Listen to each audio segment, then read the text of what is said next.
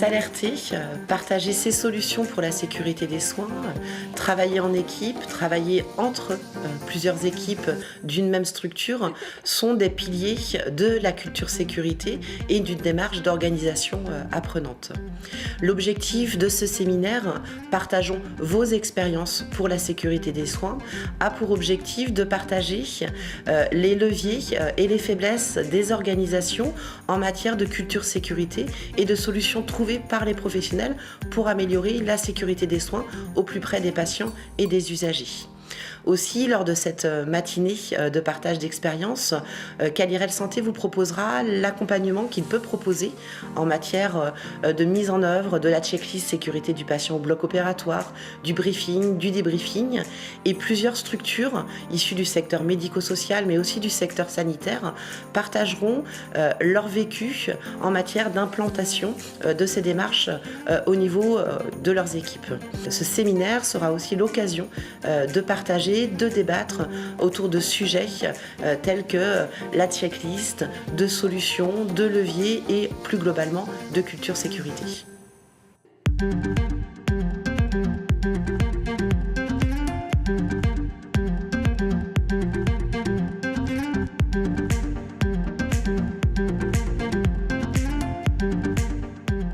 Donc, je vais vous présenter une dynamique menée par Calirel Santé autour d'un atelier sur les solutions pour la sécurité des soins. Alors, sur le contexte, on sait que la sécurité des patients, c'est un enjeu majeur pour les établissements de santé et les structures médico-sociales. Pour assurer cette sécurité des patients, des outils existent. Des outils de sécurisation sont disponibles. Ils sont notamment décrits dans le guide de la HAS. Alors, Calirel Santé a travaillé sur 4 outils. Le faire dire, le SAED, le briefing et débriefing et la checklist. Ce sont des outils d'origine anglo-saxonne, ce qui explique parfois un frein culturel à leur mise en place, à leur mise en œuvre dans les établissements et une difficulté d'appropriation.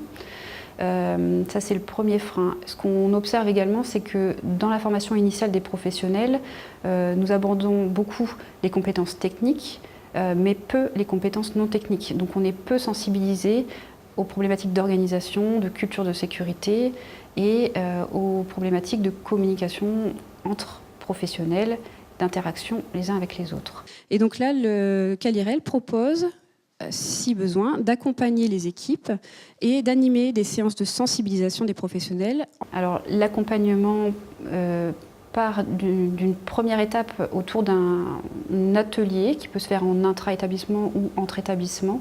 Cet atelier, c'est une présentation des outils, mais assez brève, et plutôt des échanges entre les établissements pour identifier des outils qui pourraient être intéressants par rapport à des problématiques qu'ils auraient identifiées. Ça permet d'identifier finalement des dynamiques au sein d'un établissement que Calirel peut soit accompagner en termes de construction d'outils et d'implantation d'outils dans l'établissement. Et puis, on propose aussi aux équipes qui ont retenu un outil à distance de réaliser une vidéo témoignage. Donc, où on vient à leur rencontre dans les établissements pour filmer la mise en œuvre effective de cet outil. Et ce vidéo témoignage permettra ensuite d'être utilisé dans de nouveaux ateliers de sensibilisation ou de permettre d'obtenir finalement un point de départ pour les équipes qui souhaiteraient finalement mettre en œuvre cet outil à l'échelle de leur établissement.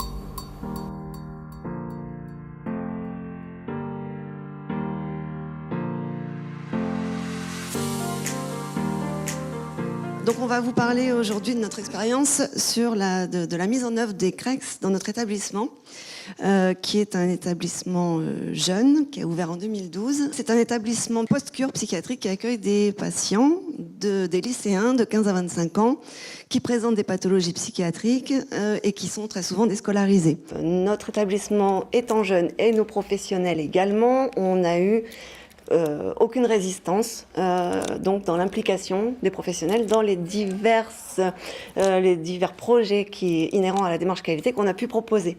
Donc je crois que les facteurs de réussite des CREX, donc pour parler de cet outil en particulier, c'est déjà le constat général que la démarche qualité, grâce à l'implication de tous, a été une réussite puisque la certification s'est très bien passée. On a été certifié A pour un établissement qui qui venait d'ouvrir et qui partait d'une page blanche. C'était très gratifiant pour tous les professionnels qui s'étaient impliqués. Les CREX, c'est quelque chose qui fait un peu peur au niveau du terrain parce que ça touche à des événements indésirables graves et il y a toujours l'inquiétude de se sentir mis en cause, accusé. Donc là, c'est pas forcément bien accueilli. Finalement, ça a très très bien marché chez nous.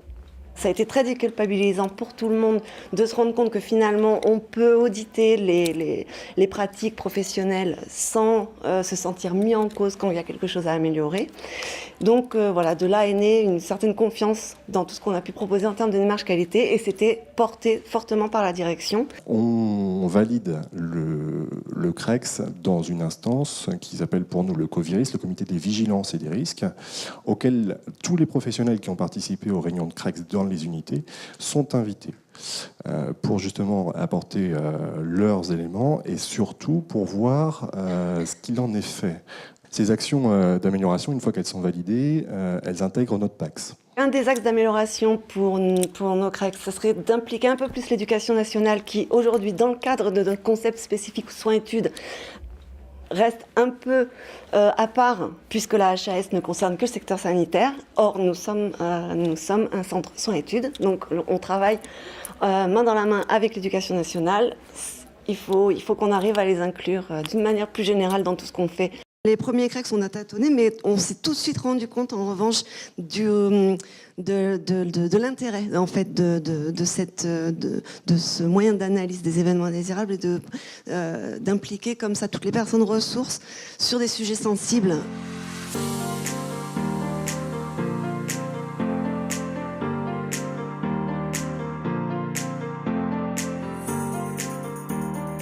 Donc l'EHPAD Montfort, c'est un EHPAD public hospitalier autonome de 64 résidents. Donc nous sommes une petite structure médico-sociale.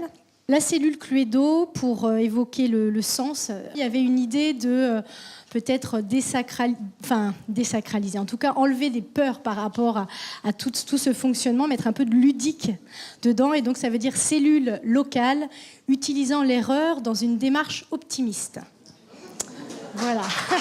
L'idée, c'était d'enlever, de faire tomber les peurs qu'il pouvait y avoir autour du signalement qui est beaucoup trop vécu comme une délation. Et du coup, alors, les facteurs de réussite, ce serait déjà une direction qui s'engage sur une vraie culture de l'erreur positive, c'est-à-dire pas de sanctions, pas de recherche de coupables. Ça me semble essentiel. Le deuxième facteur de réussite, c'est réussir à intégrer cette culture au niveau de l'équipe d'encadrement. Tous ceux qui vont avoir à réguler les signalements doivent avoir compris quel est l'état d'esprit, puisqu'il suffit d'une situation où le signalement a donné lieu à une sanction ou à une mauvaise réaction pour casser la dynamique pendant des années. Donc on a construit cette cellule qui a été vraiment tout de suite pluridisciplinaire, c'était notre volonté, pour qu'elle soit transversale, parce qu'on fait du soin, mais dans un EHPAD, on fait aussi beaucoup de prendre soin. Et ce n'est pas que les soignants, c'est l'ensemble. On est déjà très content de voir qu'en EHPAD, là où il y a moins d'histoire et d'historique de la culture qualité, on voit que c'est possible et ça fonctionne très bien. Peut-être ce qui nous reste à améliorer aujourd'hui, ce serait une structuration plus globale de notre démarche qualité. On a commencé de façon empirique avec ces signalements et on se rend compte qu'il y a besoin d'élargir la réflexion, comment on traite et quelle est la politique de gestion du risque. Dans l'établissement, on voit qu'on a un travail à réaliser à ce niveau-là. Ensuite, la difficulté, c'est le retour de communication envers les personnes qui ont été concernées par l'événement indésirable. Les résidents, quand il y a des troubles cognitifs, comment revient-on vers eux ? Doit-on informer leur famille ? À quel moment ? Voilà, on a des questions sur la communication.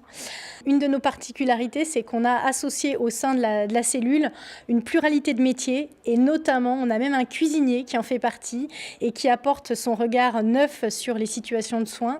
Et je pense que ça, c'est une particularité remarquable.